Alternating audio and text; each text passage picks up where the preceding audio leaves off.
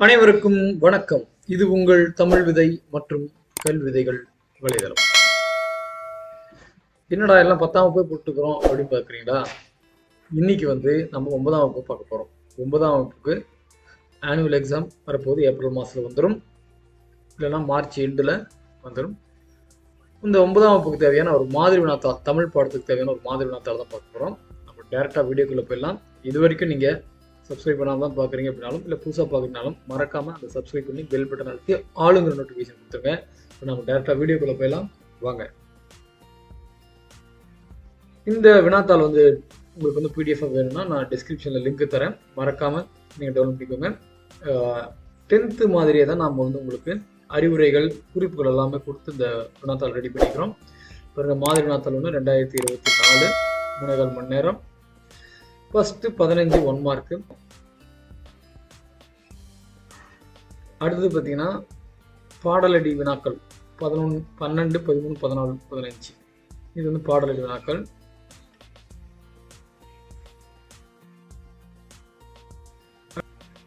அடுத்த கொஸ்டின்ஸ் இது நீங்க 4 2 மார்க் எழுதணும். அதில் 21வது பார்த்தீங்கன்னா கட்டாயம்னா இது பார்த்தீங்கன்னா கண்டிப்பாக விடைக்கேற்ற வினாக்கள் அமையும். இதை விடைக்கேற்ற வினாக்கள் நீங்கள் நல்லா பயிற்சி பண்ணுங்க. நீங்கள் படித்த கேள்வி வந்துருதா இல்லைன்னு பாருங்கள். இப்போ 2 மார்க் கொஸ்டின், அகமாய் புறமாய் இலக்கியங்கள் அவை அமைந்து சொல்லும் இலக்கணங்கள், இது எல்லாமே புக் பேக்கு. அடுத்தது மண் நீர் மண்ணும் மலை மனிதர்கள் காடு முடிதரன், இதுவும் புக் பேக் கொஸ்டின். ஏறுதல்களுக்கு இலக்கியங்கள் காட்டும் வேறுபடுறது புக் பேக் கொஸ்டின். சாரதா சட்டம் எல்லாமே புக் பேக் தான், ஒன்றும் பிரச்சனை இல்லை. அடுத்து பாருங்கள், பிரிவு 2ல் உங்களுக்கு பார்த்தீங்கன்னா இலக்கணம் மற்றும் மொழித்திறன் வினாக்கள் வரும். பிரிவு 1ல் பார்த்தீங்கன்னா செயல் மற்றும் உரைநடை வினாக்கள் வந்திருக்கும். இதில் பாருங்கள், அசை எத்தனை வகைப்படும், இலக்கண குறிப்பு தருக, கலைச்சொல் தருக, தொடரை கொண்டு பழமொழியை நிறைவு செய்க, மரபு இணை சொற்களை தொடரில் அமைத்து எழுதுக, அதே மாதிரி ஒரு சொல்லால் தொடரும் இறுதித்தொடரும் நிரப்புக. அடுத்தது பொறுத்தோர் பகுதியோர் இலக்கணம் தருக.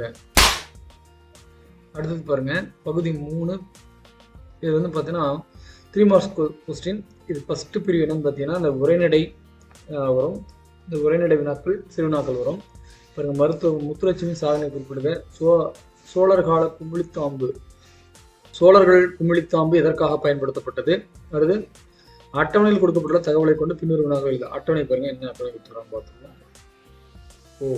சில திராவிட மொழிகளின் பழமையான இலக்கிய இலக்கணங்கள். இதுக்கு என்ன கொஸ்டின், 3 கொஸ்டின் கொடுத்துருக்காங்க. இந்த 3 கொஸ்டினுக்கு எழுதுனா 3 மார்க்.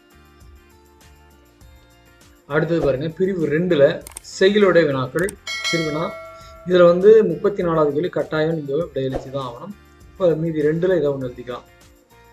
புதுக்கோளம் புனித தமிழ் வளர்ப்பாய் புக் பேக் கொஸ்டின் தான். விதைக்காமலே முளைக்கும் விதைகளை தொடரின் வழி சிறுபஞ்ச மூலம் தெரிவிக்கும் கருத்தில் இருக்கு. புக் பேக் தான் மேக்ஸிமம்.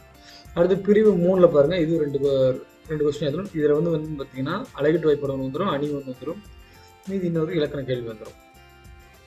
அடுத்து பாருங்க, பகுதி 4ல் 5 கேள்வி எழுதணும். 5 மார்க் கொஸ்டின், 5 25. இதில் ஒரு சிலருக்கு ஆப்ஷன் இருக்கும், ஒரு சிலருக்கு ஆப்ஷன் இருக்காது. அதில் பார்த்துக்கலாம். 38 பாருங்க, பெரிய புராணம் காட்டும் திருநாட்டு சிறப்பை தொகுத்து எழுதுக, அல்லது ஏமாங்கத நாட்டு வளம் குறித்த வர்ணங்களை ஊரின் வளங்களோடு ஒப்பிடுக.